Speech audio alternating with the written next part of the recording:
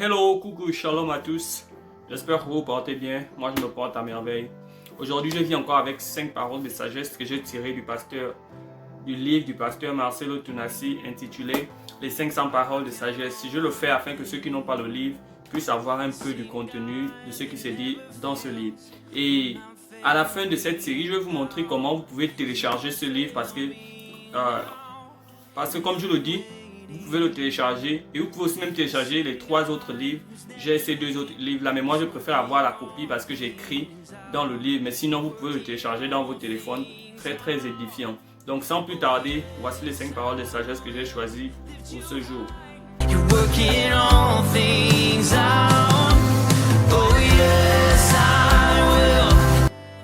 Numéro 1. Celui qui présume tout connaître et tout maîtriser ne connaît rien et ne sait rien. Je vais le redire. Celui qui présume tout connaître et tout maîtriser ne connaît rien et ne sait rien. Il y a des personnes qui pensent que parce qu'ils ont une grande connaissance de Dieu ou alors dans tout genre de domaine, ils ne peuvent rien apprendre. Il y a des gens qui se disent parce qu'ils ont plus d'expérience que d'autres dans certaines choses, on ne peut rien les apprendre. Je prends un exemple typique ici aux États-Unis. Parfois, quand tu parles avec un grand d'un sujet, il va te dire: toi, petit, tu viens d'arriver, nous sommes ici depuis, voici comme ça que ça se passe. Ça peut être vrai, mais parfois aussi, ça peut ne pas être vrai. Parce que surtout avec les choses de Dieu, il n'y a pas d'expérience. Le Seigneur peut prendre une nouvelle personne pour faire des grandes choses. J'avais aussi parlé avec un ami, il m'a mis dans son groupe de prière. Et maintenant, il a évoqué un sujet. Et il y a une fille qui a répondu. Elle a dit: je ne suis pas totalement d'accord avec ce que tu dis. Et la personne lui a dit: est-ce que tu connais avec qui tu parles? Je suis prédicateur, moi qui te parle, je suis prédicateur. Et je te dis que c'est comme ça que ça se passe. Si tu ne veux pas, va, appelle ton pasteur, vous venez, vous deux, je vais vous expliquer. Ça, c'est vraiment ce qu'on appelle l'arrogance spirituelle. Tu ne connais même pas la personne qui te parle déjà, mais tu ne connais pas davantage son pasteur ou l'homme de Dieu chez qui elle apprend. Tu ne peux pas dire à la personne: va, appelle ton pasteur et venez vous deux, je vais vous enseigner. Ça, ce n'est pas bien. Donc, il faut apprendre à être un, même si tu crois connaître beaucoup, mais tu peux aussi apprendre d'une autre personne. Numéro 2. Ne vends pas ce qu'on ne peut vendre et ne monnaie jamais la grâce de Dieu. Je vais le redire. Ne vends pas ce qu'on ne peut vendre et ne monnaie jamais la grâce de Dieu.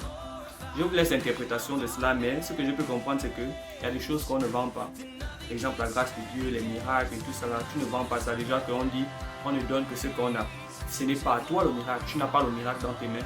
Ça vient de Dieu. Le jour que Dieu décide de ne pas travailler avec toi, le miracle ne prendra jamais effet. Donc il y a des choses qu'on ne vend pas et il y a des choses qu'on ne monnaie pas. Numéro 3. Celui qui n'a pas donné sa vie à Jésus-Christ est un mort vivant. Car il y a une différence entre vivre et exister. Je vais le redire. Celui qui n'a pas donné sa vie à Jésus-Christ est un mort vivant, car il y a une différence entre vivre et exister. Et c'est cette grande différence qu'il y a entre l'homme et les choses. Les choses existent, alléluia, mais l'homme vit. Et maintenant, il nous fait comprendre qu'en réalité, l'homme qui n'a pas Jésus-Christ, il ne vit pas, il existe.